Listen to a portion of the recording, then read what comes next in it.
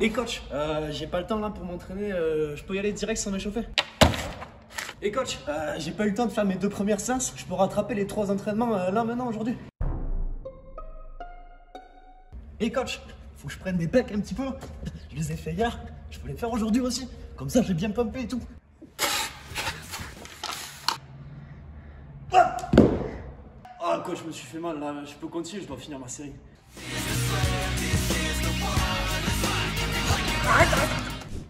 Et coach,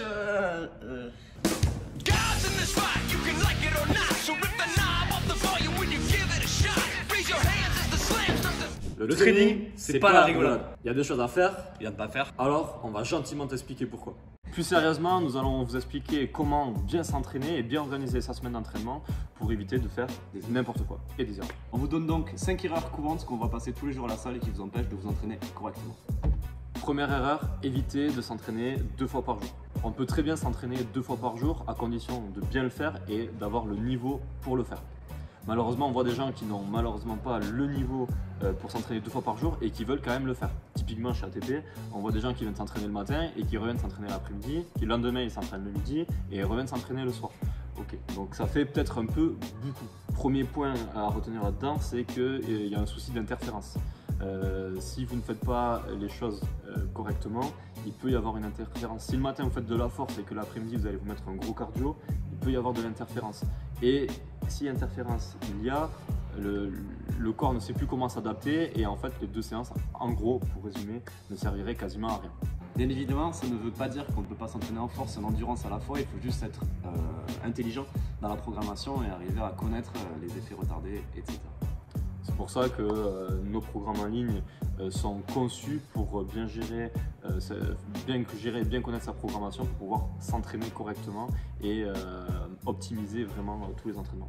Et je rajouterais juste aussi que s'entraîner plus n'est pas forcément synonyme de mieux.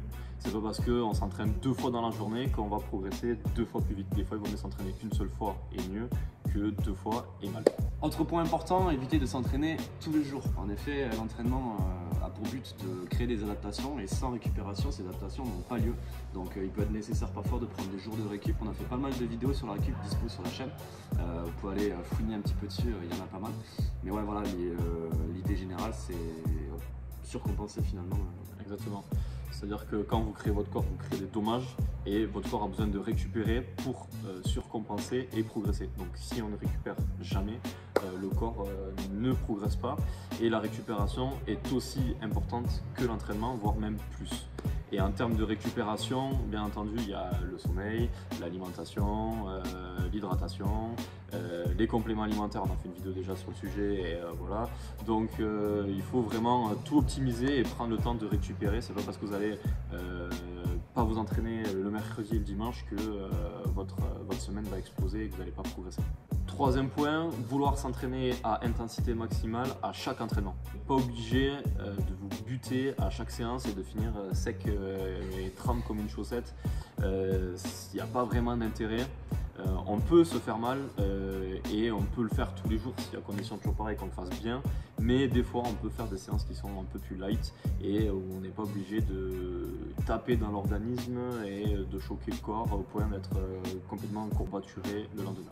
Si vous n'avez pas de courbature le lendemain de votre séance, cela ne veut pas dire que vous avez fait une séance de mauvaise qualité.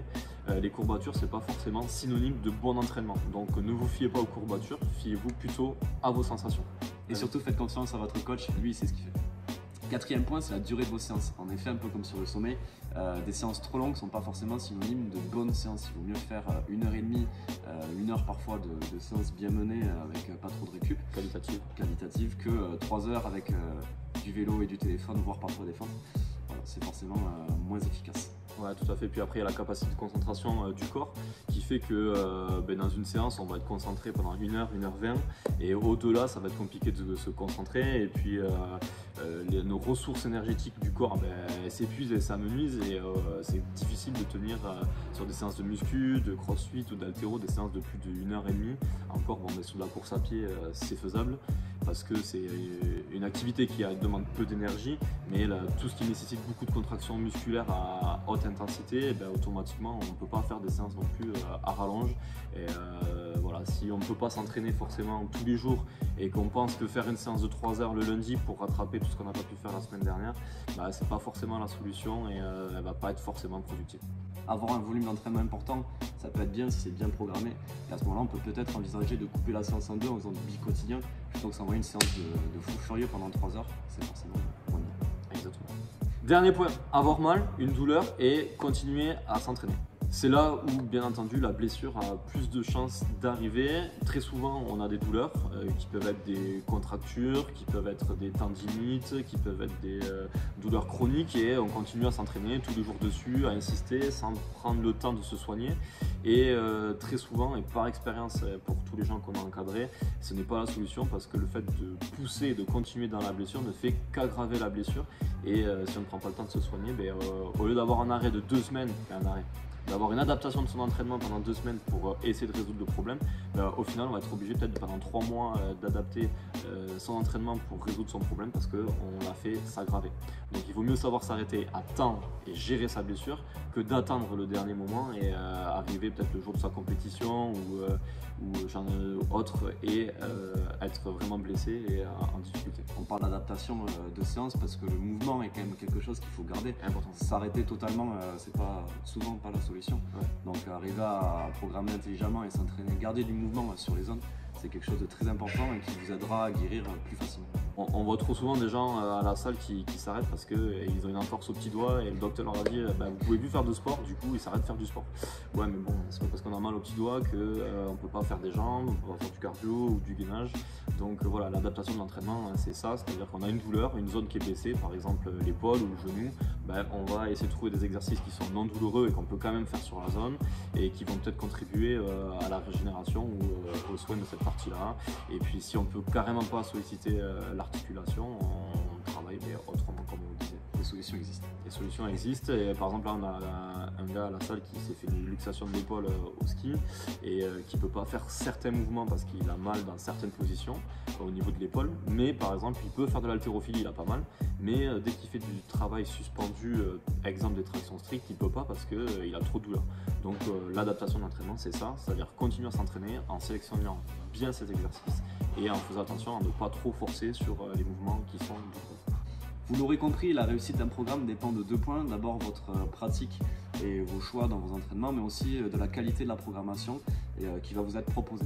Cette qualité de programmation, vous pouvez la retrouver dans nos programmes qui sont disponibles sur notre site. Et dans le lien dans la description.